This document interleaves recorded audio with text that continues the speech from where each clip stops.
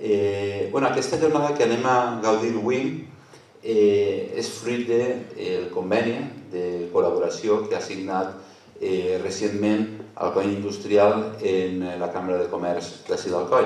I al final el que es pretén és posar a disposició del públic en general aquells temes d'interès transversal, general, per a qualsevol sector, i que gent entesa en determinades qüestions puguin donar-nos una visió de conforme estan determinats aspectes de la nostra societat, sobretot a nivell econòmic. Sí que tinc que destacar la jornada d'avui, i ara donaré pas a Enrique Macià, el president del Coll Industrial, per a que presenta el nostre ponent.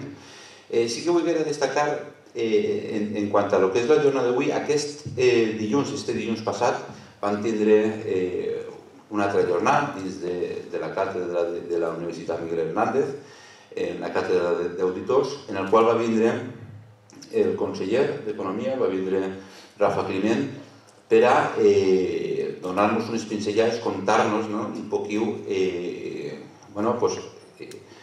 com havien gestionat en aquests mesos, anys de govern, la crisi econòmica que ha resultat d'aquesta crisi sanitària provocada pel Covid.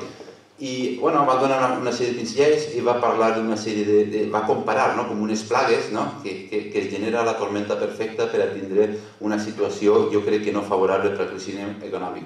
Però jo reflexionant i pensant un poquet, jo crec que això va més cap arrere. És a dir, la crisi comença quan no hi ha una correcta financiació. La Generalitat Valenciana, jo crec que té un problema greu, té una necessitat molt major de financiació de la que actualment té, i a partir d'ahir ja comencen els problemes, ja comencen a veure d'on treure els recursos necessaris per a mantenir tot el sistema equilibrat del benestar social, i és una puntualització que jo crec que sí que hauria d'haver comentat en la seva participació.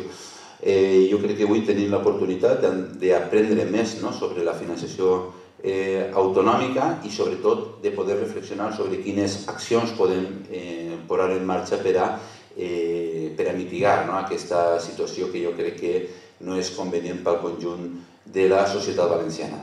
I sense més, li dono la paraula al president del Coll Industrial, a Enrique Macià, per a que pugui presentar el ponent.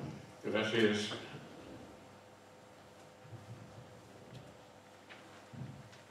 Gràcies, Pablo. Gràcies, president. Benvingut, senyor alcalde, senyors alcaldes, amics. Quasi és una conferència entre amics, diria jo, a José. Per mi és una doble satisfacció, tant institucional com personal, presentar a José Antonio Pérez García. No tant pel personatge important que és per a la comunitat valenciana, per al COI i per a la Universitat Politècnica de València, en la que hem estat treballant molts anys, sinó que vaig a fer primer la seva presentació a nivell de currículum breu o abreviat, per després remarcar la important que ha sigut aquesta persona pel poble del COI. José Antonio Pérez és llicenciat en Ciències Econòmiques i Empresarials per la Universitat de València i és funcionari de carrera de la Generalitat Valenciana i de la Universitat Politècnica de València. Ha sigut director general de pressupostos de la Generalitat Valenciana en el període del 87 al 95 i gerent de la Universitat Politècnica de València del 96 al 2017. Ha sigut membre de distintes comissions estatals, la mixta de valoracions de traspassos de competències, l'Agència Estatal de Qualitat de Serveis Públics, mixta de finançament universitària, del Comitè Tècnic Permanent d'Avaluació del Consell de Política Fiscal i Financera i de la Comissió d'Experts sobre Financiació Autonòmica de les Corts Valencianes. Dirigeix des del 2012, juntament a Hernández Armenteros, l'informe anual de la Universitat Espanyola en Xifres de la Conferència de Rectors d'Universitats Espanyoles i té nombroses publicacions en l'àmbit de la finançació autonòmica, així com de la financiació i la gestió universitària. Pertaneix al grup d'investigadors Estudia 21, sent editor del blog Universitat Sí de la Fundació Europea Societat i Educació. En setembre del 2018 va ser nombrat Alto Comisionado para la Financiación Autonómica de la Generalitat Valenciana. Això és resumit, perquè el de debò és prou més llarg, el currículum professional de José Antonio. Però jo vull remarcar el seu caràcter personal i pròxim a la ciutat d'Alcoi. Ell, jo sé que és el que el coneixem bé, és una persona molt discreta, que ara està mirant-me de mala manera perquè no diga més de 4 coses, però és igual, com això no estem gravant per la posterioritat, va quedar perquè és de justícia que Alcoi sàpiga que, a part de persones que han treballat molt per Alcoi, una d'elles és José Antonio Pérez García. Tant en la seva etapa com a director general de pressupostos com després com a gerent de la Politècnica, és un home que s'ha preocupat molt per Alcoi, ha tret molts diners per Alcoi per financiar tant els projectes municipals com després els projectes de la Generalitat i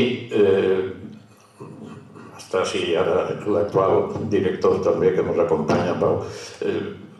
Estem parlant, ara que és un poc ells, d'un reconegut homenatge a les persones que van fer possible el campus d'Alcoi i que hi col·laborarem des d'Alcoi Industrial, com no pot ser d'altra manera, i una d'elles, per supost, és José Antonio Pérez.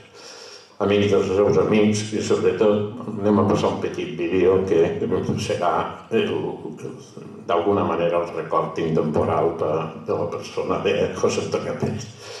Des de luego, en la seva conferència crec que anem a dependre molt i comprendre més que, per supost, dependre, però sobretot comprendre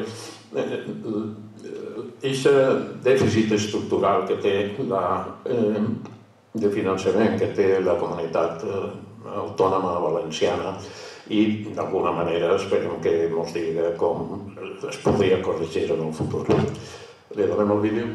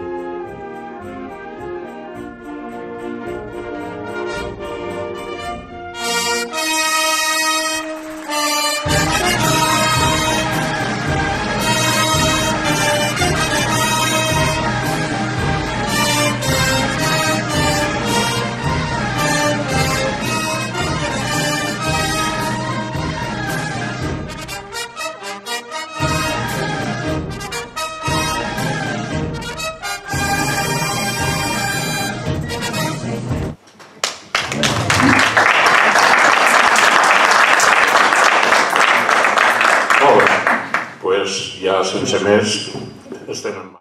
Bé, doncs, moltes gràcies. Gràcies, alcalde, amic Toni, per vindre. Gràcies, exalcalde Sant, per estar així. Gràcies a la cambra i al Coll Industrial per aquesta invitació i al director de l'escola per acudir, i a tots els amics que esteu així i a les persones que no vos conec tant com els amics, però que heu tingut interès de sentir-me. Efectivament, no m'ha desagradat néixer en Alcoi, però he nascut. Meu amic Ximo Puig me diu de Morella, morellans, d'Alcoi, alcoians, i la resta valencians. Com així un poc de retranca, no? Sí, soc valencià i no puc evitar-ho ni vull evitar-ho. Tinc molt a gust en València. Encara que és cert que Alcoi m'ha donat molt, moltíssim.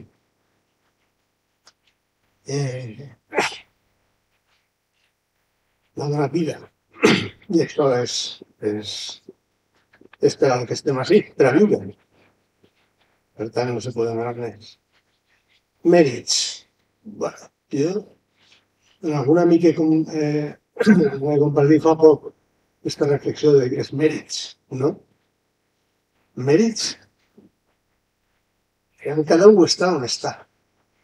I quan li toca, i a voltes d'una manera, diguem, voluntària, evidentment, però també de circumstàncies, no? De la història. En el meu cas, jo crec que perquè he volgut, però també per circumstàncies de la història. La meva generació és una generació que ha tingut la sort de veure la transformació d'aquest país, que ha sigut tremenda i que a voltes se mos oblida. I per tant hem tingut oportunitats que altres generacions no han tingut. Però bueno, els mèrits sempre són compartits. O sigui, no se li poden posar en la motxilla de José Antonio Pérez els mèrits que licitació. Aquests mèrits estan ahí perquè hi havia altres persones que o bé proposaven els projectes, i així hi ha persones que han proposat molts projectes consistents per al COE, i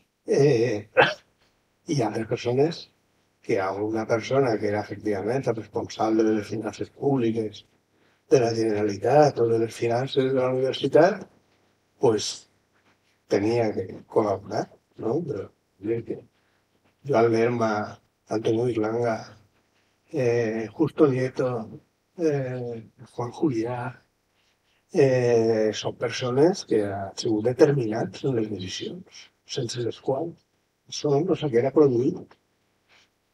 Sí. Per tant, mèrits és que toquen i al final ho té que fer la faena d'on està. I té igual de mèrit el que la fa ahí que el que tots els dies s'alça a treballar a les 6 del matí, al matí de la família, que és la seva faena. I per tant, els mèrits, jo us agraeix molt el que em voleu, però bueno, jo tinc aquesta concepció de lo que ha sigut la meva vida.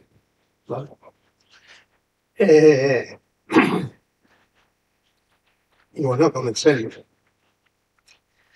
Per a mi, intervindre sobre este tema es un placer y es un compromiso al mismo tiempo.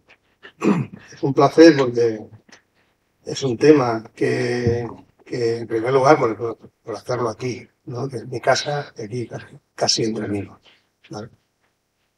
Y eso pues está muy bien. Es un tema que me ha acompañado toda mi vida, profesional y personal. Yo entré en la Generalitat en el año 78. Y prácticamente nada más entrar, en el año 79, yo al principio entré en un tema que tenía que ver con haciendas locales. viendo los informes y nada más entrar allí, como no había otro, pues entonces me tocó entrar en el tema del traspaso de competencias, ¿no? Que se iniciaba con el ente perautonómico. Esto hay que entrar aquí, vosotros que sois muy jóvenes, ¿no? ¿No? Y luego empezaban a pasarte ahí alguna competencia pequeñita y tal. Y bueno, me tocó empezar a ir a mí a Madrid ahí a ver si nos mandaban 10 funcionarios y 4 y tal, ¿no? O sea que este tema me acompañó. Pues, yo era responsable del soporte, digamos, desde Hacienda, de todo el traspaso de competencias, de la Comisión Mixta de Valoraciones, y me tocaba ahí, pues peleando con los dos ministerios, ¿no? Que era gente que sabía mucho más que nosotros y que estaba mucho más curtida que nosotros, evidentemente. Por lo tanto, esto me ha acompañado toda la vida. Yo ya de entrada pido disculpas, porque yo de este tema puedo hablar varias horas seguidas, con lo cual cuando me haya que cortarme, me cortaré.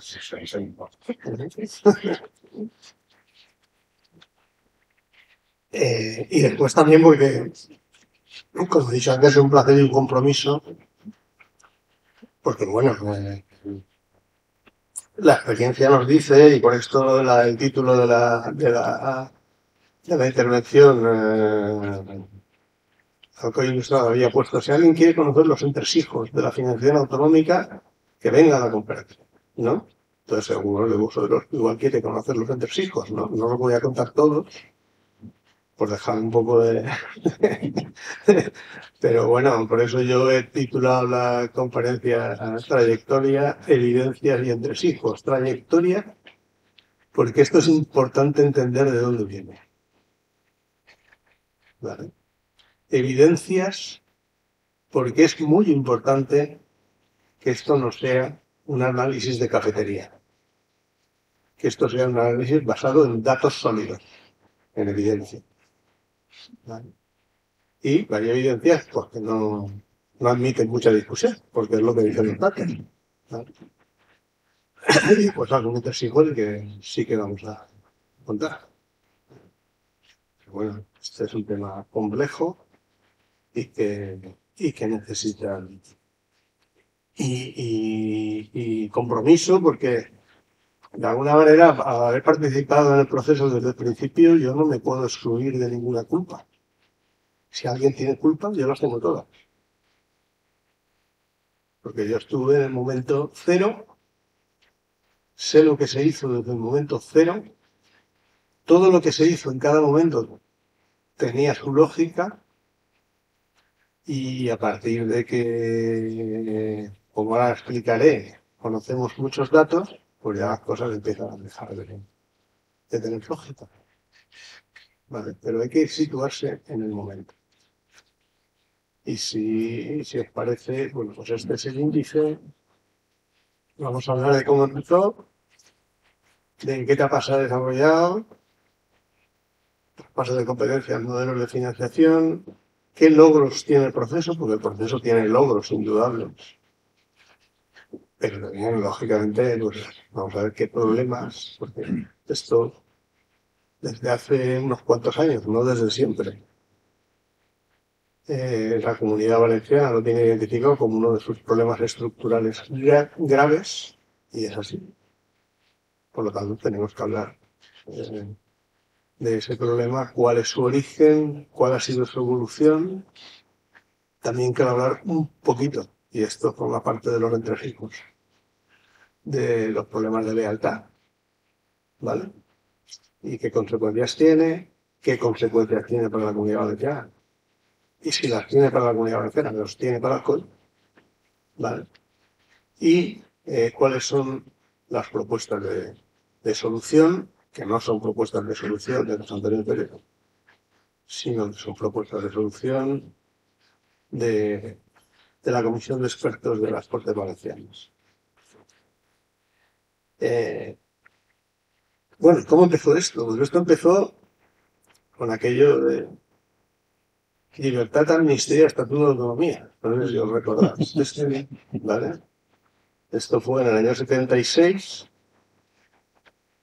y a veces se nos olvida, ha pasado mucho tiempo, pero bueno, en el proceso histórico no es tanto. De que democracia, descentralización y autogobierno fueron un elemento crucial del pacto constitucional, sin el cual no hubiera habido pacto constitucional. España siempre ha tenido una tensión entre el centro y la periferia, pero cuando digo siempre, la historia de España se puede escribir de muchas maneras, pero si hay algunos elementos que han permanecido durante el tiempo, y cuando digo durante el tiempo, digo durante siglos, es este, de la tensión centro-periferia. ¿Vale? Y, bueno, después de la etapa autoritaria, había que recomponer un consenso relativamente aceptable, y la única posibilidad de recomponer el consenso era aceptar, y este fue este proceso tan delicado de ruptura pactada, que incluyó efectivamente acuerdos con la periferia, con los nacionalistas, vascos, catalanes, y con otras periferias que no tienen vocación nacionalista propiamente dicha, pero que fueron importantes también en ese momento y de las que no era posible, digamos, ignorar, que no era posible ignorar. Y esto dio lugar a que el pacto constitucional incluyera, digamos, que un diseño de solución de la cuestión territorial, que hemos visto, bueno, después de esto no vamos a hablar, ese diseño de cuestión territorial, si ha llegado a buen puerto o no. Esto es otro debate de otro día, entero. ¿Vale? Pero bueno, la realidad es que el pacto constitucional incluyó el diseño de un Estado muy descentralizado, porque esta fue una condición para llegar al pacto. El Estado tenía que ser muy descentralizado. Y España es uno de los países más descentralizados, desde luego, de Europa y del mundo. No es el único, desde luego, pero es uno de los más descentralizados. Podemos referirnos a Alemania, podemos referirnos a Australia, a Canadá, a Estados Unidos, son países muy descentralizados. Algunos más descentralizados que España. España es un país muy descentralizado. Y descentralización significa trasladar la capacidad de gobierno cerca de los ciudadanos. Y, por lo tanto, lo que hizo el Estado autonómico es colocar un nivel intermedio entre lo local y lo estatal, que es, digamos, en nuestro caso se llama autonómico, pero que en muchos sitios se llama los estados, los Länder, los estados de Estados Unidos, son esto. Y eso implica descentralización de competencias, en todos los casos, descentralización del gasto y algún nivel de descentralización del ingreso. Y aquí también hay muy diferentes realidades internacionales.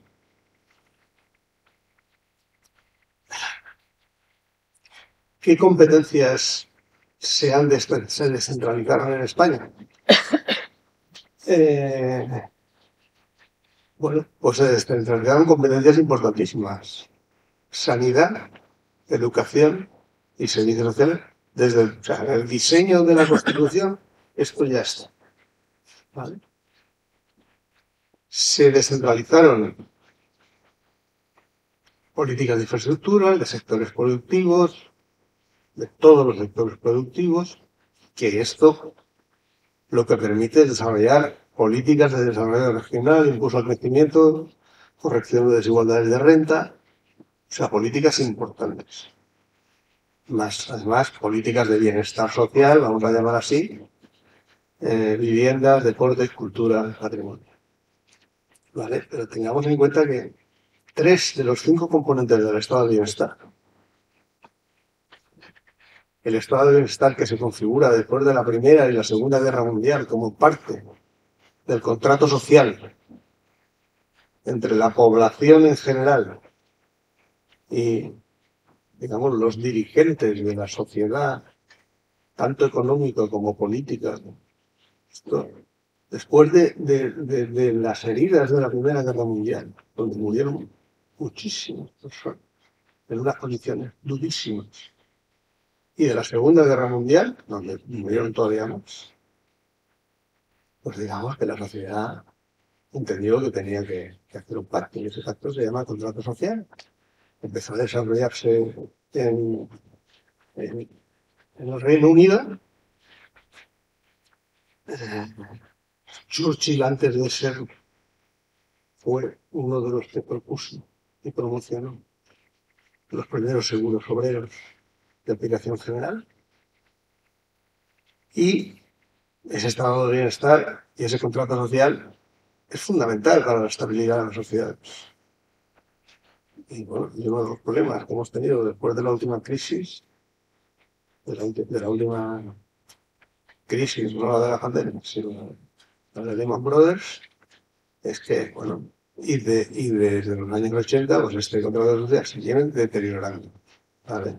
Y esto, hay mucha literatura al respecto, cada vez más abundante y cada vez con un mayor nivel de consenso, ¿vale? En el ámbito económico.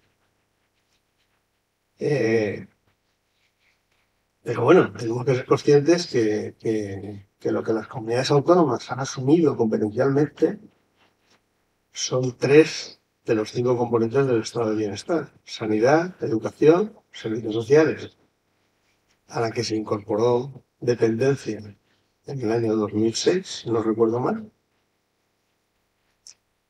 que digamos que una parte de servicios sociales muy importante y muy grande. Y después pensiones y desempleo, que esto está bajo competencia del gobierno central a través de la seguridad social. España tiene 4, pues veremos luego, tiene 4, digamos, niveles de administración.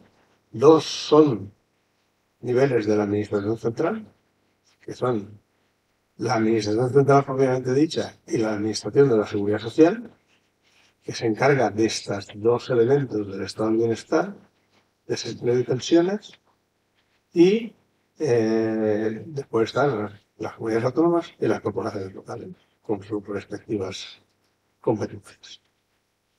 Por lo tanto, todo esto viene de que la sociedad española decidió que el nuevo Estado democrático iba a ser un Estado descentralizado y que iba a traspasar competencias importantes a las comunidades. Ese proceso de traspaso de competencias se inició prácticamente en el año 82. Hubieron algunas competencias previas, como he explicado antes, pero muy pequeñas. Y se inició con 5 comunidades autónomas que se llamaban de 151, aunque no todas eran nosotros no éramos de 151, sino de 143. 151 fueron aquellas que votaron con referéndum el estatuto y tal. ¿Vale? Cataluña, Andalucía, Galicia, Canarias y Comunidad Valenciana. Inició traspaso de competencias y antes que el resto de comunidades del 143, bastante antes. Este proceso de traspaso de competencias se desarrolló entre el 82 y el 89. En nuestro caso, prácticamente había finalizado el traspaso de competencias en el año 87, que fue cuando asumimos las competencias de sanidad, las de educación en el año 83. Y las competencias de sanidad las asumimos en el 87 y entraron en vigor el 1 de enero del 88. Vale, y ahí prácticamente nosotros, los valencianos, pues ya teníamos plenas competencias o prácticamente plenas. Vale. Después, a partir del 2006, vino la dependencia, que fue una ampliación de una competencia que estaba en el marco de las comunidades autónomas, pero que fue regulada por esto.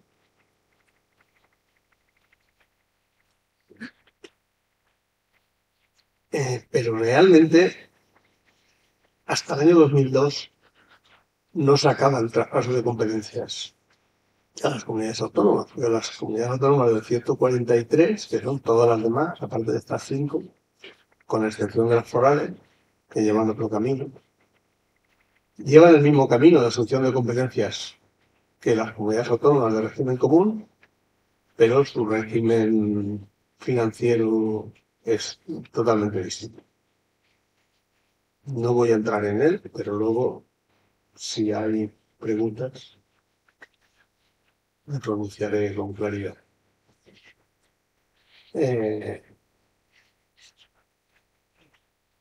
Por lo tanto, hasta 2002 no se ha acabado el traspaso de competencias. Y en 2002 se produce, digamos, hasta ese momento, como ahora mismo en la siguiente transparencia veremos en los modelos de financiación, hasta ese momento la financiación de las comunidades autónomas, pues digamos que en buena parte, como no está transferida, pues va enganchada con una cosa que se llamaba el índice de gasto equivalente del Estado. Es decir, que tu financiación evolucionaba en función de cómo evolucionaba el gasto del Estado en las mismas competencias que tú tenías. Y pues se puede decir, pues qué bien, ¿no? O sea, algo veremos que no tan bien. Pero bueno, insisto, es en 2002 cuando empezamos a conocer y tener una visión de cuál es el despliegue de todos los servicios públicos en el conjunto de los territorios. Antes de 2002 no lo sabíamos. Y además de no saberlo, es que no habían estadísticas de gasto público territorializado. Es decir, esto era como tantos otros temas, ¿eh? No este es el único tema en el que, digamos, la información era escasa. En este tema no había información, ¿vale? Y es a partir de ese año cuando sabemos que el despliegue de servicios públicos, el gasto y los ingresos de cada territorio habían sido y eran muy desiguales. Con desigualdades del mismo orden de magnitud que tenemos ahora, que prácticamente es, quitando las forales, pues del 30%. ¿Vale? Cuando, digamos, es posible hacer el primer cálculo de cuál es la distribución territorial, 2002, pues la financiación per cápita de la Comunidad Valenciana ya era el 92% de la media, que es prácticamente lo mismo como ahora menos que está. Esto viene de lejos. ¿Vale? Por lo tanto, digamos que antes de empezar el traspaso de competencias, el Estado centralizado no trataba por igual a todos los españoles. No se comportaba como se supone que ha de comportarse un Estado con sus súbditos. No era un buen padre, que le daba la misma paga a todos los hijos. El Estado le daba más paga a uno y menos paga a otro. ¿Por qué? Bueno, hay razones históricas y de todo tipo y condición. Pero esta era la realidad. Esta era la realidad. Esto veníamos de aquí. Levante feliz era feliz, pero tenía pocos servicios públicos desplegados. Había otros que no eran tan felices, pero que tenían más servicios públicos. Y seguramente esto no responde a una estrategia concienzuda y planificada. Esto simplemente es la resultante de las circunstancias del ejercicio del poder que se habían producido durante toda la etapa del régimen de la dictadura y que después la democracia no ha sabido corregir. Y por lo tanto, aquí tenemos un problema importante, ¿no? Modelos de financiación autonómica. Esto empezó con una cosa que se llamaba el coste efectivo. El coste efectivo era: yo te traspaso las competencias y te traspaso lo que yo me gasto en las competencias. No hay ningún planteamiento de yo traspaso las competencias a las comunidades autónomas y entonces, como ya entonces tengo que medir lo que les pasa a cada uno, compruebo si le pasó lo mismo por unidades de necesidad, por ejemplo. Pues traspaso las competencias en educación, yo sé la población escolar que hay en cada territorio y pues, tengo la curiosidad de mirar si lo que le estoy transfiriendo a estas 5 comunidades iniciales que les transferí la educación y en el territorio que todavía gestiono yo, Estado, pues tengo la curiosidad de cuántos miles de pesetas entonces por niño, digamos, en el sistema educativo, pues le toca a cada uno. Esto no se hizo. No se hizo porque la obsesión entonces era: yo traspaso las competencias, pero esto no puede suponer un incremento de necesidades de gasto público. Que esto en un momento inicial, yo que he sido director general de presupuestos, pues lo puedo entender, ¿no? Porque esto no puede suponer más gasto, ¿no? O sea, las autonomías no pueden suponer más gasto. Para que no supongan más gasto, yo les paso lo que tengo. Pero bueno, a medio y largo plazo tengo que mirar si eso estaba equilibrado o desequilibrado y si cumplía determinados preceptos constitucionales que son importantes, que es la igualdad de trato entre españoles por parte de los poderes públicos. Pues esto no se miró. Y siempre todos los sistemas de financiación que los tenéis aquí enumerados, del 79 al 86, del 87 al 91, del 92 al 96, que fueron muy parecidos estos dos, del 97 al 2001, donde ya se introdujo la participación en el IRPF, entre el 2001 al 2008, que fue a partir del momento en el que ya se integró completamente para todos los territorios las competencias en materia de sanidad y educación, y donde se produjo ya una ampliación de la cesión del IRPF y de los impuestos especiales y el IVA, aunque curiosamente en ese modelo del 2001 se estableció que, bueno, que la población era la del momento inicial y que no se iba a lograr durante la vigencia del modelo. Y como ahora lo vemos, pues que esto, si la población está en una dinámica de estabilidad, pues puede ser válido, pero si la dinámica de evolución de la población es la que fue, pues ya veréis las implicaciones que tiene. Y del último modelo de financiación, que es el que decimos que queremos cambiar, que ha tenido vigencia, es el que más vigencia ha tenido, 2009-2022. Tenía que haber acabado en 2013, el 31 de diciembre de 2013. Pero a pesar de que todos sabemos que funciona bastante mal, y cuando digo todos, yo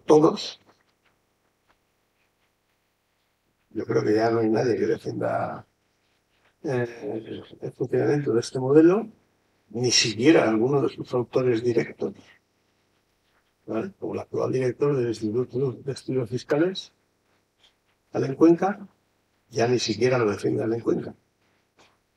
Bueno, pues que esto incorporaba la ampliación de la cesión tributaria del IRPF al 50%, el IVA al 50%, los impuestos especiales al 58% y un refuerzo del estado de bienestar de 1.400 millones de euros, e incorporaba el criterio de población ajustada. Bien, veréis que en todos los modelos pone ahí en rojo statu quo. ¿Qué significa statu quo? que es un mantra que repetimos, pero seguramente la gente normalmente sabe muy bien lo que es, ¿no? Entonces, es uno de los entresijos que yo voy a intentar explicar. ¿Qué significa el statu quo?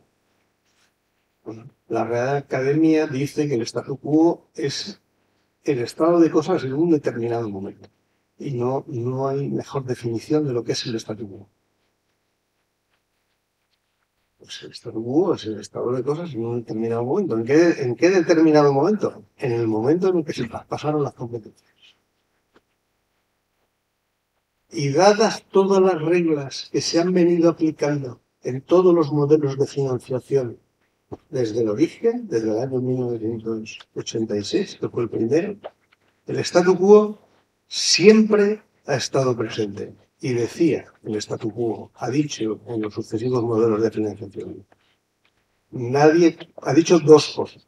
Nadie puede perder. Si no hay más dinero y nadie puede perder, nos quedamos todos como estamos. ¿Vale? Y a veces, cuando ha puesto más dinero, ha dicho, además, nadie puede perder en términos relativos. Es decir, que si yo pongo un 6% más de recursos, o un 3% más de recursos, y tengo que garantizar que el que estaba en una posición gana un 3% y el que estaba en otra posición gana también un 3%, pues el statu quo se desplaza, pero permanece invariable. ¿Vale? Esto ha sido así. Uno puede recorrer todos los modelos de financiación y puede comprobar que siempre hay cláusulas de statu quo.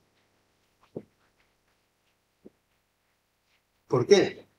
Bueno, porque la negociación de cuando se negocia un nuevo modelo de financiación es una negociación muy complicada y, pues, digamos que esta posición de yo no quiero perder, no es que no quiera perder lo que tengo, es que no quiero perder mi posición relativa. Porque si la tengo, por algo será, aunque no la pueda explicar. Si la tengo, por algo será. ¿Vale?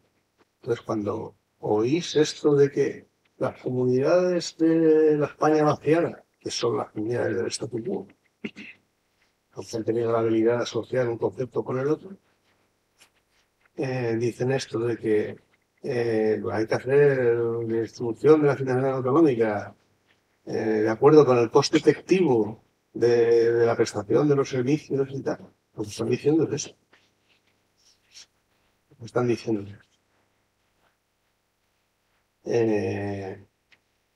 con la aplicación de estas reglas de statu quo absoluto y statu quo relativo, es imposible corregir los problemas de equidad. No es posible. Esto es matemáticamente imposible.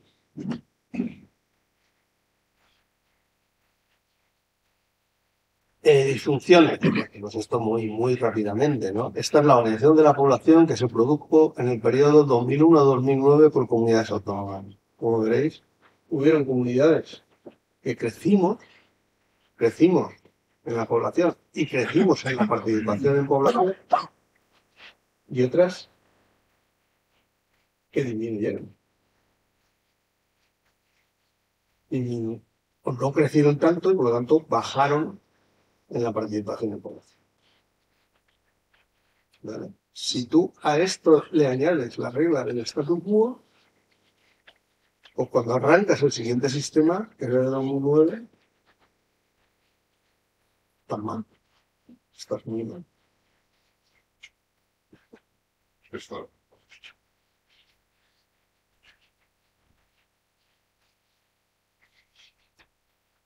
Bien, eso es todo. El proceso tiene logros, indudable. Se ha descentralizado el poder público y se ha acercado a los ciudadanos. Hay, voy a entrar vamos, la teoría de esto de Hisman respecto a los beneficios que se producen de toda índole, de carácter económico, de carácter social.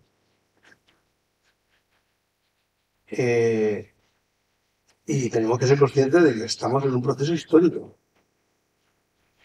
Y descentralizar un Estado que era completamente centralizado, no es una cosa que se haga, no es una cosa que ningún país haya hecho de la noche a la mañana. Un proceso que tarda tiempo y que va poniendo sobre la mesa cuestiones que hay que corregir y que se deben de corregir, evidentemente. A ver, cuando tú conoces el problema, tienes que afrontarlo y tienes que corregirlo. Si lo dejas que se enquiste ahí, está en juego la credibilidad del sistema y la credibilidad del Estado democrático, del sistema democrático, para atender las necesidades de las personas que son el fundamento del Estado democrático, que son los ciudadanos. Por tanto, este es un problema que está ahí, que ahora lo conocemos desde hace 20 años, lo conocemos, y que han pasado 20 años y no hemos sido capaces de resolverlo, aunque es cierto que algunos ya lo llevamos pidiendo unos cuantos años, no 20 años, menos años, ya unos cuantos años. Tiene logros. En el 2019 España había descentralizado el 31% del gasto público y el 18% de la recaudación tributaria, aunque solo el 3% de la gestión tributaria. Y este dato también es importante. Una cosa es decirle, yo te cedo a ti la recaudación tributaria, pero los tributos los sigo gestionando. Esto no es lo mismo de que yo te cedo a ti la recaudación y la gestión de los tributos. O como tenemos cedida la recaudación, es lógico que compartamos la gestión, que es lo que sucede, por ejemplo, en Alemania. En Alemania la gestión tributaria es conjunta del Estado y de los Länder, de las federaciones de los Länder. Y no pasa nada.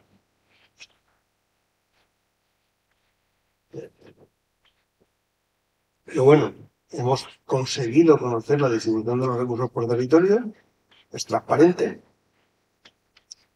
y conocemos las disfunciones del funcionamiento del Estado autonómico. Y esto es importantísimo, porque lo que no se conoce no se puede transformar, no se puede corregir. Y ahora lo conocemos, cada vez lo conocemos mejor. Y la crisis ha sido para esto, la crisis del 2008, ha logrado que los datos que tenemos en 2022 respecto a esta realidad sean infinitamente más ricos de los que teníamos al inicio de la crisis. Y por lo tanto conocemos mucho mejor los problemas y las propuestas de solución pues están mucho más afinadas y son mucho más consistentes.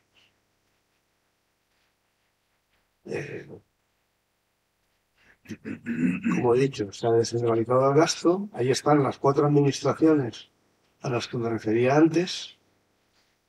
Administraciones central, regional, local y de la seguridad social. Y, como veréis, la administración regional en el año 95, que ya estaban estas 5 comunidades autónomas gestionando prácticamente todas las competencias, gestionaba el 21% del gasto público y ahora gestiona el 31%, aunque llegó a gestionar en 2007 el 35%. Y este dato es interesante. O sea, no se han mantenido las proporciones. Ahora la Administración Central ha recuperado parte del gasto que se había descentralizado. Y en la gestión tributaria, pues la Administración General, la Administración Autonómica gestiona el 18%, como he dicho antes, tiene ingresos públicos por el valor del 18%, pero solo gestiona el 3% de esa gestión tributaria, que es el 50% sus tributos cedidos y los márgenes que tiene atribuidos en la gestión del IRPF.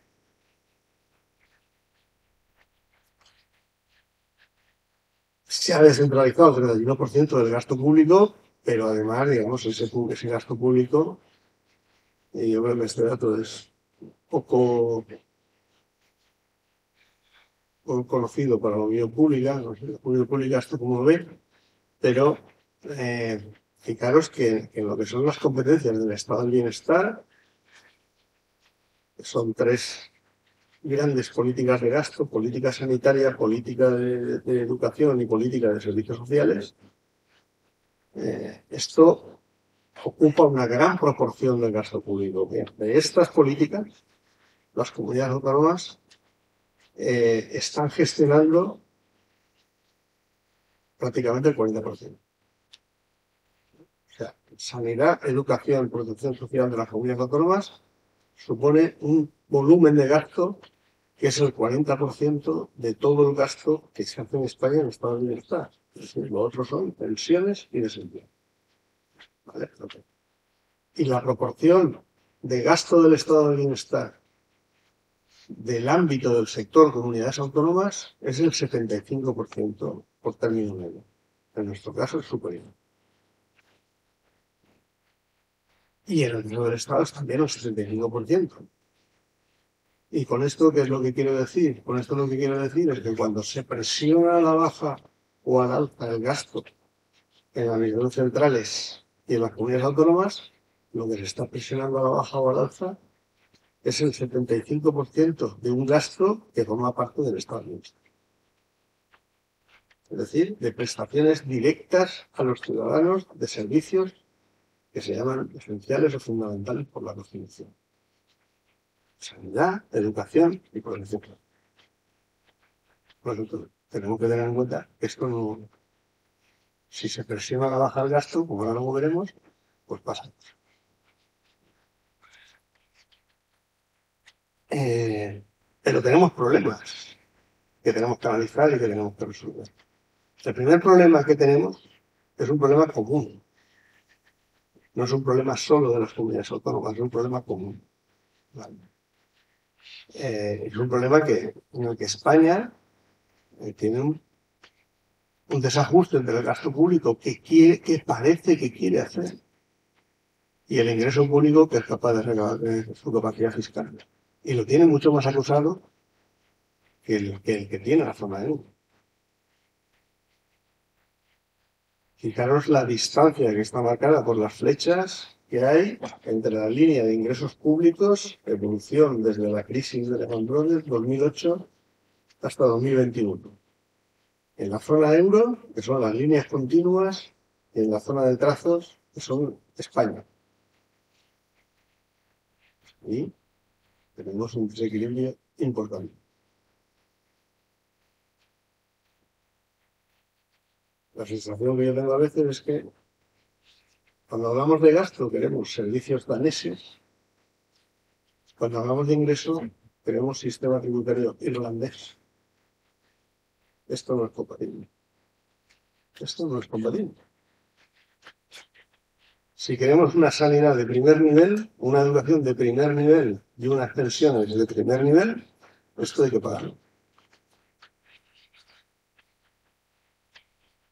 Bueno, hay muchas maneras de pagarlo. Digamos, hay diferentes opciones para pagarlo. Pero esto hay que pagarlo. ¿Vale? Si eso lo tiene que prestar el sector público, que puede que sí, puede que no. Pero si lo tiene que prestar el sector público, pues esto hay que pagar. Si lo tiene que prestar el sector privado, pues las familias, las personas tendrán que tener sistemas de provisión y de seguro que tendrán que pagar. No se lo pagan al Estado, no se lo pagan la otra. Y en esto en el mundo hay ejemplos de todo tipo. Y algunos funcionan bien y otros no funcionan tan bien. Pero hay de todo. ¿Gasta demasiado España en el estado del bienestar? Lo digo porque esto luego va a afectar a las comunidades autónomas. ¿Gasta demasiado España en el estado del bienestar? Bueno, claramente no. Gastamos menos que los grandes países continentales de la zona euro. Gastamos menos que Alemania, mucho menos que Francia. Incluso menos que Italia. Italia pues, parece siempre que sea una cosa así. Esto se lo manejan. Italia gasta gasto público, mucho gasto público. ¿Vale? España está ahí, a una distancia de la media de 4,8 puntos. 4,8 puntos son 50.000 millones de euros. Algo más de 50.000 millones.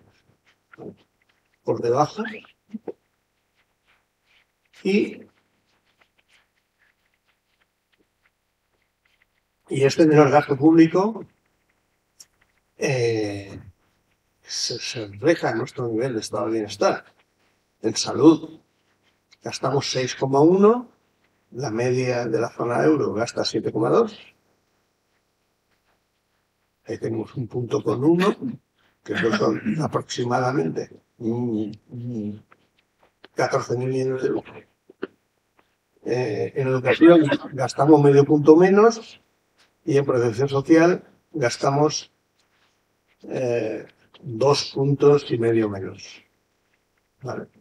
Esto son evidencias. Estos son datos de Eurostat tomados la semana pasada con el cierre que tienen ellos estadístico del año 2019. ¿Vale?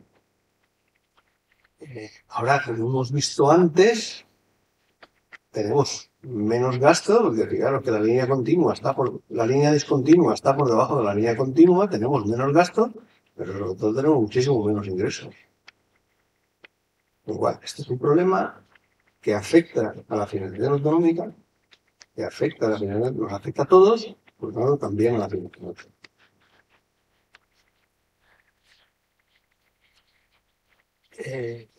Problemas de insuficiencia global de recursos autonómicos derivados de la aplicación del gobierno central de la política de estabilidad. Como sabemos todos, después de la crisis de Lehman Brothers, se le impuso a España, porque fue así, ahora ya lo podemos decir más relajadamente, ¿vale? Tanto al gobierno de Zapatero como al gobierno de Rajoy, a los dos gobiernos, se les impuso estrictas condiciones de estabilidad presupuestaria. ¿Vale? ¿Qué significa estabilidad presupuestaria? Estabilidad presupuestaria significa usted tiene que ajustarme el déficit y usted no puede pasar de determinados volúmenes de deuda pública. Esto es estabilidad presupuestaria y sostenibilidad financiera.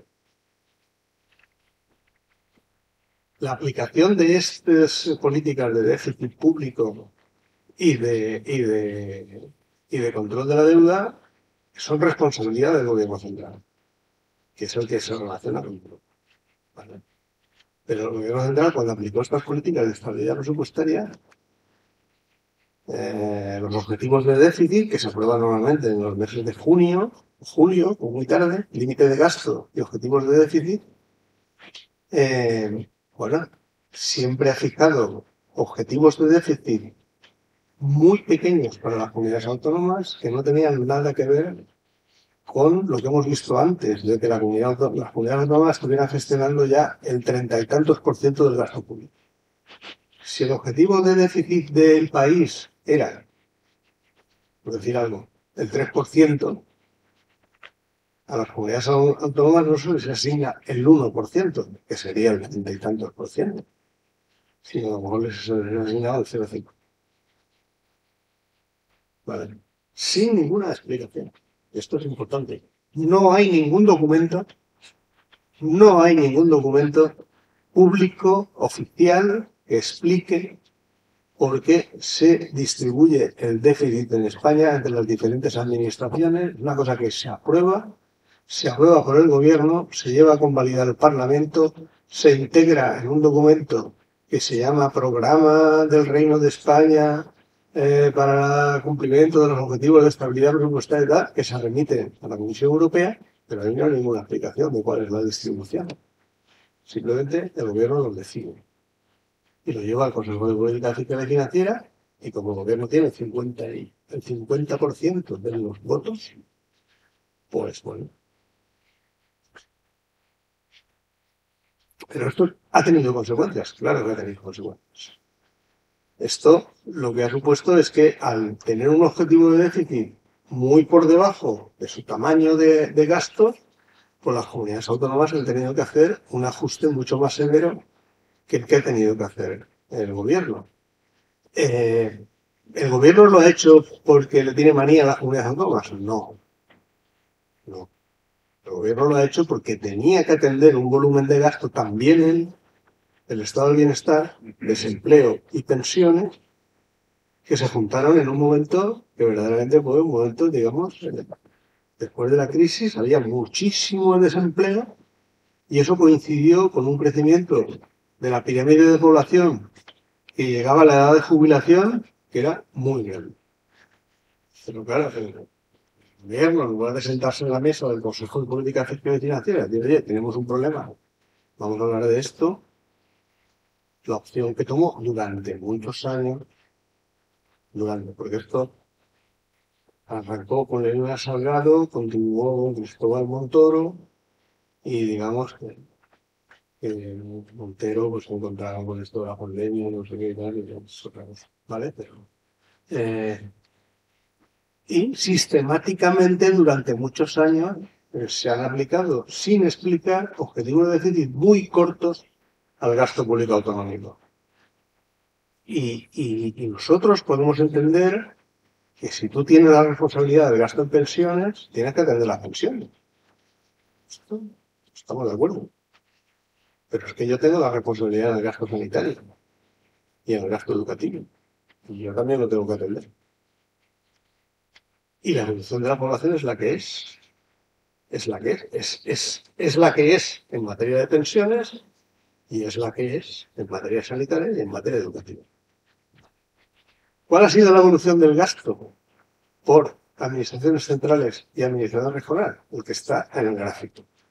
Es decir, en las competencias del Estado del Bienestar, que es la línea roja, las comunidades, las administraciones centrales han pasado el gasto del 2007 al 2016, toda la duración de la crisis, pasaron de 100 a 136. Es decir, incrementaron el gasto un 36%, que era con toda seguridad muy necesario. Y las comunidades autónomas lo incrementaron un 10%. Y en lo que no son competencias del Estado del Bienestar, es decir, todo lo demás, todo lo que no es ni sanidad, ni educación, ni protección social, ni todo lo que no es Estado del Bienestar, todo el resto de competencias de todo tipo y condición, infraestructura, servicios generales, cultura, todo esto, las comunidades autónomas han hecho un ajuste mucho más severo que el que ha hecho el Estado. Por lo tanto, no es cierto esto de que las comunidades autónomas son despilfarradoras de nada. Son menos que el Estado. Y los datos están ahí y esto es contabilidad nacional. Estos datos son de la Intervención General del Estado. Esto es contabilidad nacional.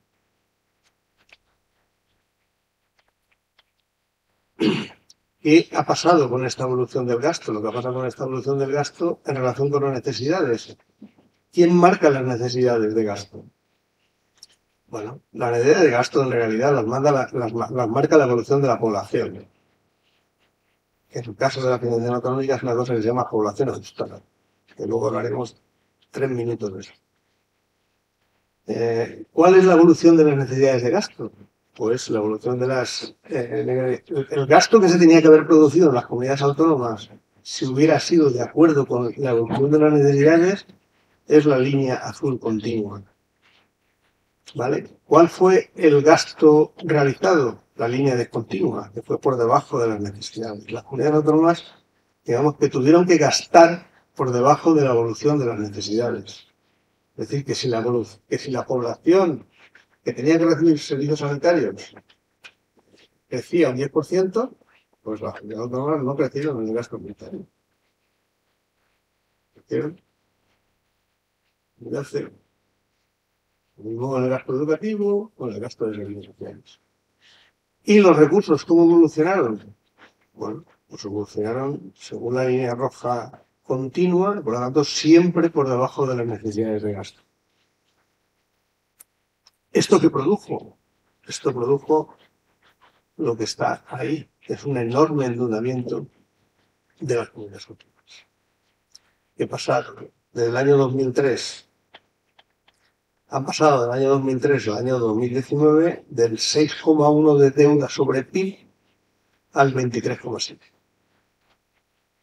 Se multiplica por 4 el endeudamiento de las comunidades autónomas. Evidentemente el endeudamiento del Estado se multiplica por 2.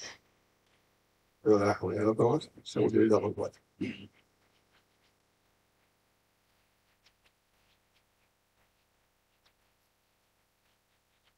Y bueno, esto era un entresijo, pero lo voy a pasar. Luego, en todo caso, en las preguntas lo analizaremos. ¿Ves? Digamos, problemas de lealtad. Problemas de lealtad. Lo explico en un minuto. Se produce una acusadísima caída de la recaudación en España en el año 2009 y el Estado, estamos hablando del año 2001, que es cuando se aprueba el nuevo modelo de financiación autonómica. Y el Estado ve que ha caído mucho la recaudación y dice, bueno, voy a subir tipos porque no puedo subsistir. Y sube tipos del IVA y de impuestos especiales. Pero cuando sube los tipos, dice, no, pero lo que se recaude con la subida de tipos, me lo quedo yo. Entonces la comunidad autónoma dice, que nosotros participamos en el 50% de la recaudación. Dice, no, pero como los tipos los he subido yo, me lo quedo. Vale. Y entonces, dices, pero tú has subido los tipos porque te ha caído la recaudación te afecta, la caída de recaudación te afecta a ti y a mí. Tú gestionas pensiones y desempleo, pero yo gestiono sanidad, educación y prestaciones sociales. ¿Cuál es la diferencia de importancia de lo que digo? ¿Y qué es lo que se ha quedado el Estado de esta recaudación? Las columnas grises. Las columnas grises. Por término medio, ya una vez todo el incremento tributario ha entrado en carga y funciona, 10.000 millones anuales. ¿Comparten las comunidades autónomas el 50% del IVA? Por lo tanto, no. En realidad, se está compartiendo el 35%. Y el 58% de los especiales, tampoco. Se está compartiendo el 37%. Esta es la realidad. Porque teóricamente lo compartimos, pero luego, como dice el artículo 21, esto determina la revisión del fondo de suficiencia por el importe de la subida o bajada, por lo tanto te lo quito del fondo de suficiencia, que es uno de los fondos del sistema de financiación. A la Comunidad Valenciana, concretamente, esto le cuesta 1.400 millones anuales. 1.400 millones.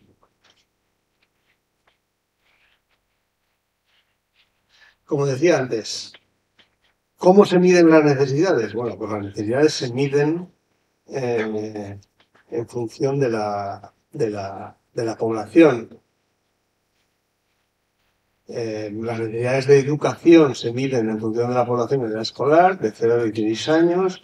En sanidad, de acuerdo con una cosa que se llama la población protegida equivalente, que es aquellos que tienen derecho a las prestaciones sanitarias, que parece una cosa que va bien, aunque hay problemas con los datos, como luego veremos.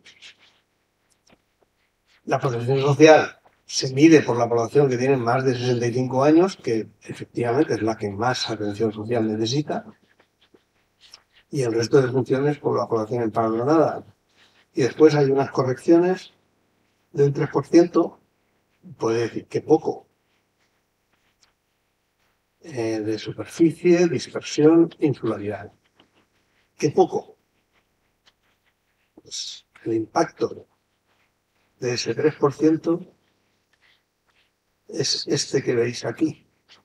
La línea azul es si la distribución de la financiación autonómica se hiciera por comunidades autónomas con criterios poblacionales.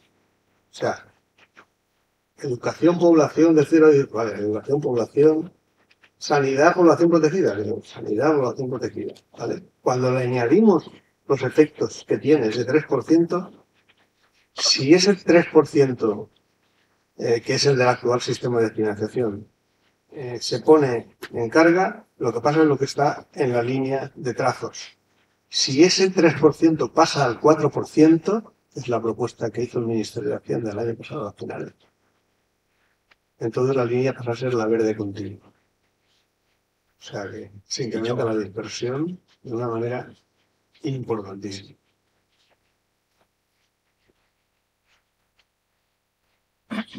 Y problemas con los datos.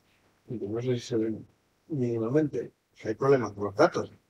Es decir, una cosa buena que ha tenido esta propuesta que ha hecho el Ministerio en diciembre del año pasado es que, bueno, pues ha hecho una propuesta de cómo medir, corregir la población ajustada, pero para justificar la propuesta ha proporcionado muchos datos. Y entonces, bueno, pues hemos encontrado cosas interesantes. Por ejemplo, que la Comunidad Valenciana tiene una población protegida en sanidad, que es el 94%, depende más o menos, entre el 94, el 95, el 97% de cada tramo de población. Pues hay un 5 o un 6% que no está protegido. ¿Por qué? Pues porque no está en el régimen general de seguridad social, no están los regímenes asociados, etcétera, etcétera. Pero claro, le preguntamos al Ministerio, pero bueno, ¿por qué Madrid, la Comunidad de Madrid, tiene rangos de población donde tiene más población protegida que población de derecho? No lo sabemos. Estamos esperando la respuesta. Y como decía antes, hay problemas, evidentemente, de equidad. Hay problemas de equidad desde el principio. Esta es la serie de la financiación por habitante, recursos por cápita, ya desde el 2002 hasta el 2009, hasta que empezó el actual sistema de financiación. Como veréis, la Comunidad Valenciana siempre ha estado en el intervalo 90-92%. Eso está ahí, es estructural, ¿vale? Y esto sigue hasta nuestros días. El último dato, la última liquidación disponible era del 2019, y en el 2019 la Comunidad Valenciana sigue estando en 91,8. Y la diferencia entre la Comunidad Valenciana, que es la última, muy cerquita de Murcia, a ver, nos repartimos, a veces que Murcia pasa un poco por detrás, y y tal, y bueno, como veréis, Cantabria tiene el 125%. ¿Qué puede explicar las competencias homogéneas? Porque esto es las competencias homogéneas e igual esfuerzo fiscal. ¿Qué significa igual esfuerzo fiscal? Que si una comunidad autónoma pone un recargo sobre un tributo y lo cobra, yo eso cuando hago estos números lo quito. Y todo el esfuerzo fiscal de todos es igual, el mismo, se normaliza. ¿Vale? Bueno, pues a competencias homogéneas, es decir, sobre el mismo marco competencial, porque otra cosa es que, claro, en Cataluña gestiona la policía, pues hay que quitarlo, porque la gestión de Cataluña no se lo puedo contar como ingreso. Hay que quitarlo. Competencias homogéneas y el mismo esfuerzo fiscal, pues las diferencias de financiación entre comunidades autónomas son del 30%. Esto es poco compatible con los principios que en el año 82 dijo la LOFCA que había que cumplir.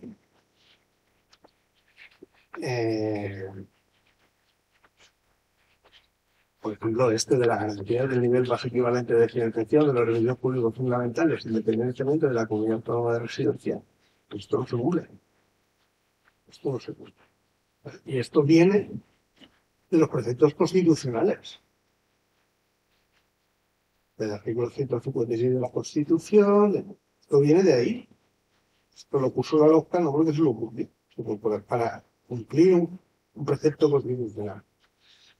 Por lo tanto, estos principios no se cumplen, siguen siendo un objetivo y, como otros de la Constitución, debe seguir siendo un objetivo. Pero nos tenemos que ir aplicando ya para cumplir. Es por lo tanto, consecuencias generales y ultraeconomía. Tenemos un desequilibrio vertical, como hemos repetido muchas veces. Quiere decir que las comunidades autónomas tienen una financiación que está por debajo de lo que marcan sus necesidades, de lo que hubiera marcado el gasto si hubiera evolucionado de acuerdo con las necesidades, que es lo que ha hecho el gasto de las administraciones centrales.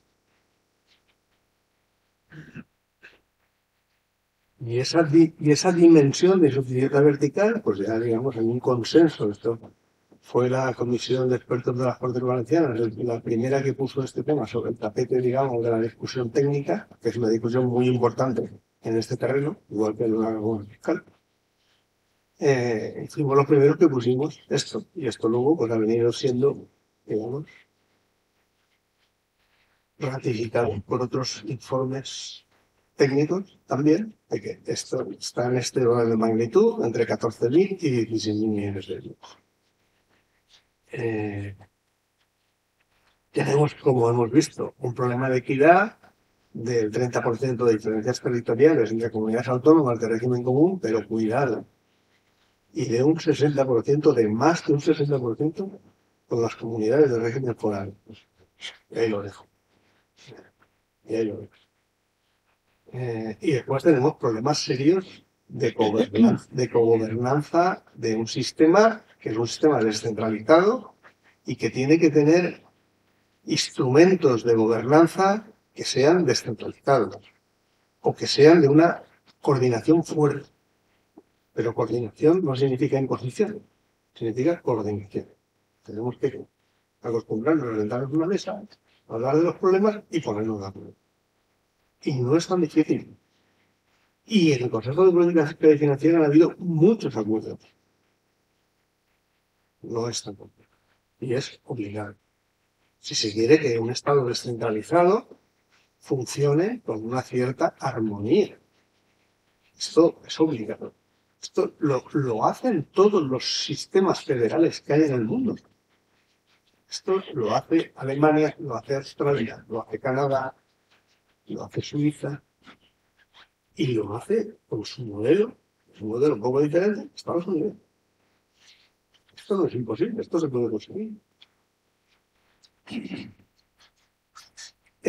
Consecuencias para la Comunidad Valenciana. No. La consecuencia es que hemos estado recibiendo servicios públicos fundamentales por debajo de la media hasta el año 2019. El año 2019 es el año en el que hemos igualado el gasto por habitante en servicios públicos fundamentales del resto de comunidades autónomas. Esto, digamos, es grave cuando Valenciana. O sea, no lo sé. Pero para hacer esto, mientras que las comunidades autónomas por término medio tenían que dedicar el 83% de sus recursos para los servicios públicos fundamentales, nosotros hemos tenido que destinar el 97% de nuestros para cumplir estos periodos. Eso significa que todas las políticas que no son servicios públicos fundamentales se han estado financiando realmente en base a deuda. Y a pesar de esto, obviamente, pues entonces esas políticas, en el caso de la Comunidad Valenciana, son mucho más pequeñas que en el resto de las comunidades autónomas, o de muchas de las comunidades autónomas, sobre todo las que están mejor financiadas. Nuestras políticas para el desarrollo económico son el 72% de la media, en términos de gasto por habitante.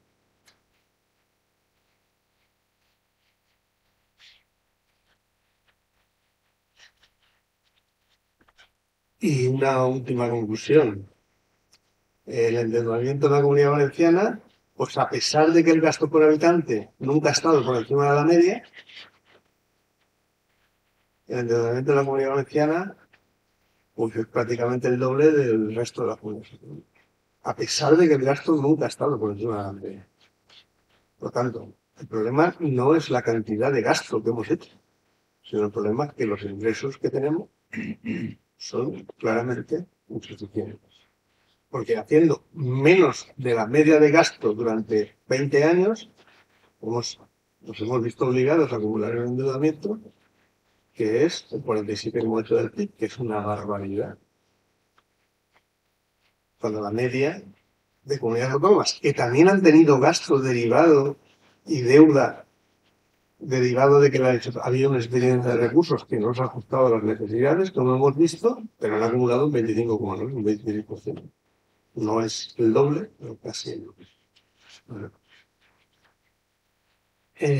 Por lo tanto, digamos que el origen del endeudamiento en nuestro caso, pues digamos, proviene de dos insuficiencias crónicas, que son, por un lado, el conjunto de insuficiencias que han tenido las comunidades autónomas y al que se ha añadido la insuficiencia que nosotros particularmente tenemos, porque tenemos una financiación claramente y sistemáticamente por debajo de la soluciones. Como he dicho antes, estas soluciones no son, he participado en ellas, porque soy parte de esta comisión.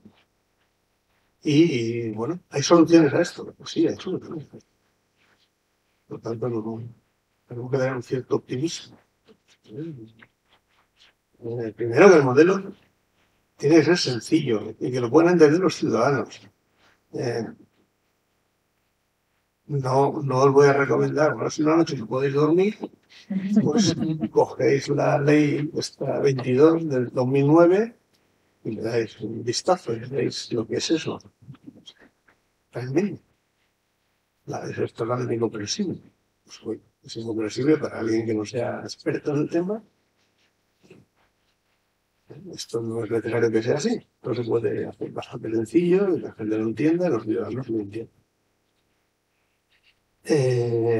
Hay que garantizar la suficiencia, no se está garantizando la suficiencia, es un principio constitucional. Hay que hacerlo con corresponsabilidad fiscal, es decir, que todos tenemos la obligación de aportar los recursos que sean necesarios para que haya un equilibrio para el conjunto de las administraciones públicas españolas y haya sostenibilidad de las finanzas públicas, porque eso, si no es así, acabaremos muriendo. No se puede mantener sin medir un déficit estructural. Tiene que haber lealtad y tenemos que establecer mecanismos que permitan la sostenibilidad de los recursos. Nuestra propuesta es que hay que construir fondos de reserva para poder financiar un gasto público que es constante en el tiempo y que no se reduce cuando viene una crisis. Al revés, aumenta. El gasto en sanidad, en pensiones, en desempleo, cuando hay una crisis, aumenta. No se reduce. Y hay, por tanto, que constituir fondos de reserva. ¿Cuándo hay que constituir fondos de reserva? Cuando la recaudación tributaria va por encima del crecimiento del PIB. No son herramientas que hayamos descubierto nosotros. Pues hay sistemas internacionales que tienen fondos de reserva. Y hay que mejorar las necesidades de todo esto muy rápido. Y evidentemente hay que controlar el endeudamiento autonómico por infrafinanciación común de todas las comunidades autónomas y por financiación por habitante inferior a la media. Y esto no es una cosa que digamos solo nosotros, aunque sí que somos los primeros que lo decimos. Pero ahora ya también hay muchos expertos que digamos, respaldan esta propuesta.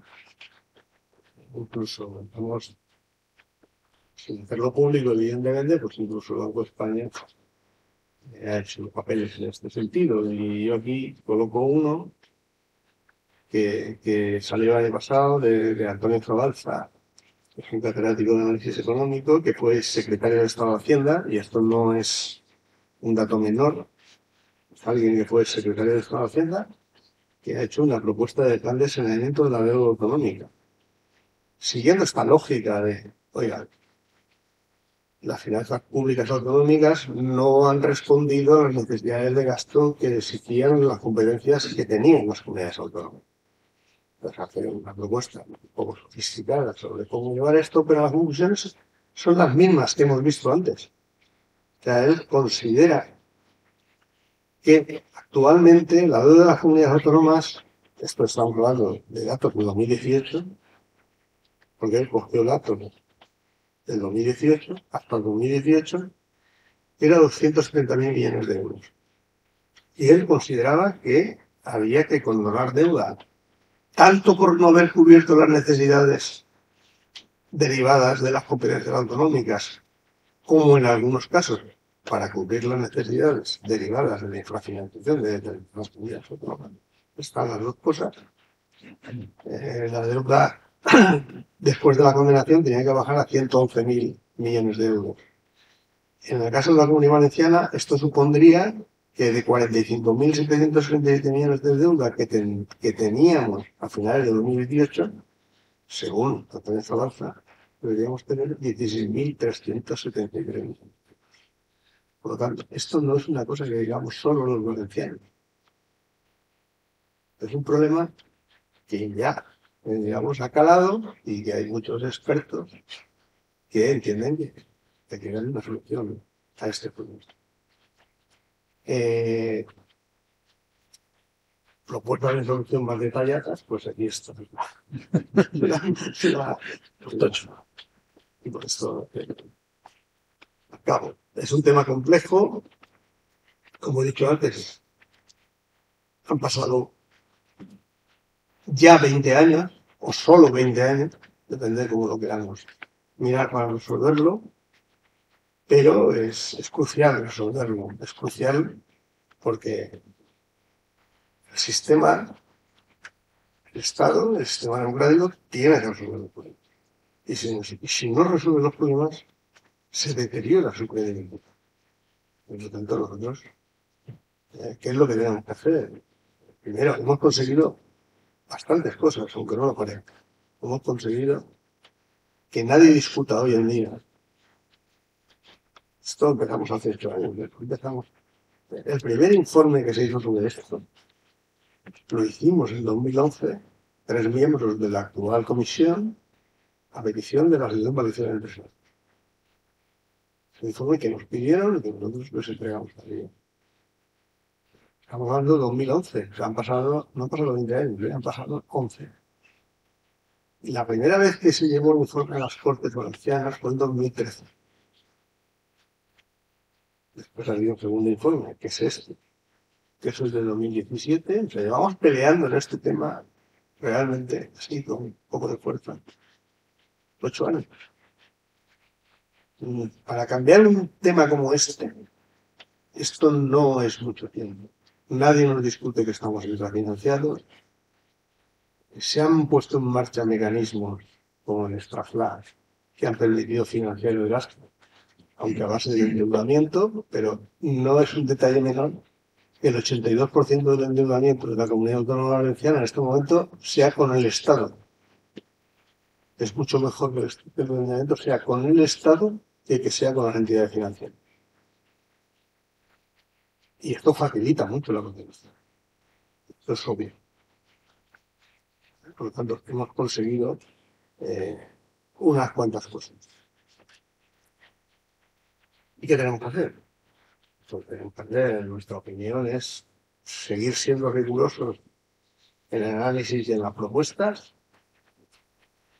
es seguir trabajando con ahínco en este tema, y es muy importante que lo hagamos unidos, porque cualquier discusión interna debilita nuestra posición, sin ninguna duda. Sin ninguna duda. Y bueno, hasta aquí, y a vuestra disposición.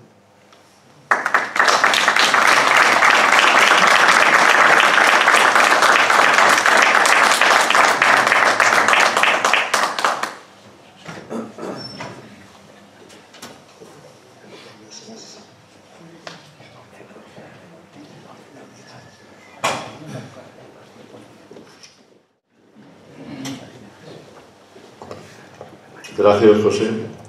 Bueno, queda claro la calidad del ponente que nos acompaña, ¿no? Tenemos 10 minutos para preguntas que yo quisiera empezar haciendo, no acaparando, pero sí haciendo 3. La primera es casi empezando por el último. Cuando hablas de condonación de deuda, estamos hablando de asunción de la deuda autonómica por el Estado, ¿no? Sí. O sea, con donación a mí, que soy el titular, y alguien se lo tiene que dar. Si no se paga, alguien se lo tiene que dar. Vale. Y este es un ejercicio que, por ejemplo, en los grandes animales se ha producido con cierta regularidad. ¿Vale? Y que dentro de la estructura del Estado se ha producido mucha gente. O sea, no es una cosa, digamos, que nos estamos inventando ahora.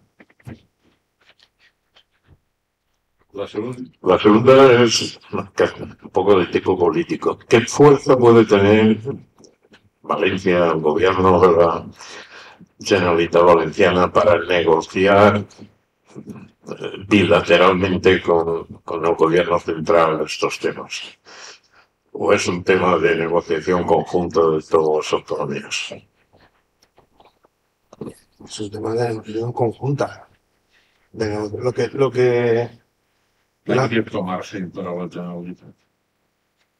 Vamos a ver, la negociación bilateral es una cosa que hay que erradicar en España. Y se ha producido. Pero el arranque de la negociación bilateral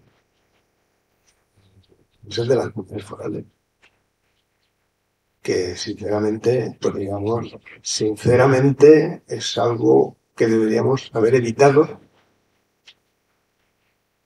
Y digamos, yo viví en esos años el Consejo de Política Fiscal y Financiera y la verdad, o sea, yo creo que se sentó un mal principio. Es una cosa que se llamaba la razón de estar. Cuando tú preguntabas por qué los vascos y los navarros no estaban sentados en la mesa, decías, esto es la razón de estar. Como que es que tú no lo entiendes. La realidad era la que era. Era que ETA estaba muy activa y que entonces había que tener mucho cuidado. Y esta es la realidad. Y esto pues no parece que sea una buena razón. Y pues, la realidad está en que ayer salía una noticia de que habían hecho una evaluación, ¿no?, de la Organización Mundial de la Salud sobre la atención primaria en España. Y decía, la atención primaria en España está por debajo de los estándares que reclama la Organización Mundial de la Salud en todas las comunidades, menos en el País Vasco y Navarra. Pues ya está. O sea, ¿qué decir? Esto es verdad que no subía. Es igual que la dependencia. Cuando tú ves las prestaciones de dependencia que tiene Navarra y ves las que tiene la Comunidad Valenciana, pues bueno, pues lo entiendes. ¿Entiendes? Entonces, ¿qué sucede? Que País Vasco y Navarra, y aprovecho, País Vasco y Navarra recaudan todos los tributos que se generan en su territorio, que son territorios ricos, ¿vale? Y aportan, en función de su porcentaje del PIB, en el caso del País Vasco el 6%, el 6% de los servicios que presta el Estado en su territorio, pero no contribuyen en nada a la prestación de los servicios sanitarios, educativos, no sé cuánto, y tal igual, que presta el conjunto del Estado, y también las comunidades autónomas, en el resto del territorio. No aportan nada. Nada. Son territorios ricos. Es decir, Madrid aporta, Cataluña aporta, Aragón aporta. Todos los territorios con renta por encima de la media aportan, y algunos con renta por debajo de la media, como nosotros, hasta donde conocemos también. ¿Vale? Y ellos no aportan. Esos privilegios, esas desigualdades se llama el privilegio del fuero. Los nombres a veces indican cosas. Y bueno, que decía, bilateral, multilateral. Es que tiene que ser multilateral. Es que a base de bilateralidades no vamos a ninguna parte. No vamos a ninguna parte, tiene que ser multilateral. O sea, es que esto es así y aparte, como he dicho antes, hay muchos países donde esto funciona y funciona bien. Y funciona bien. No puede ser de otra manera. Ahora, ¿qué pasa? Que siempre el momento político es muy complicado, ¿no? Y efectivamente ahora lo es. Muy complicado. Y el momento político, y el momento económico, y el momento tal, y siempre hay una razón para aplazar el tema, ¿no? Y claro que la reforma del sistema, pues viene aplazada, pues 9 años. Muy bien. Sí, es que la tercera pregunta era la foral. No, prácticamente está respondida, pero el matiz es, quizá es más porque cuantitativamente es importante, pero es más importante, yo creo, el mal ejemplo que para el resto del Estado español que no el hecho, ¿no? Efectivamente, digamos, el proceso viene de que Artur Mas va a hablar con el presidente del gobierno, Rajoy, y le propone una cosa que se llama el pacto fiscal. ¿Qué es el pacto fiscal? El pacto fiscal es, haga, tráteme usted igual que a lo bajo y a lo mejor, o parecido, ¿vale? Y Rajoy le dice, no puede ser. ¿Por qué no puede ser? Porque el tamaño de Cataluña no tiene nada que ver con el tamaño del País Vasco. Tú puedes tener una excepción de un tamaño pequeño. El tamaño de Cataluña, pues no puede ser. Pero claro, vamos a ver, yo entiendo. Las comparaciones son muy Claro, pero están ahí. Y o sea, los vascos, yo digo siempre, se lo digo a ellos, que vosotros sois los más españoles de todos los españoles. Mal que os pese. Porque son los que a España os trata mejor. España os trata a los vascos mejor que nadie. Esto es suyo. Sí, no hay razones para tratar a los españoles mejor que a otros. Son tipos. Pero ahí estamos. ¿Alguna pregunta? Pues molt bé. Crec que s'ha merescut un bon aplauso.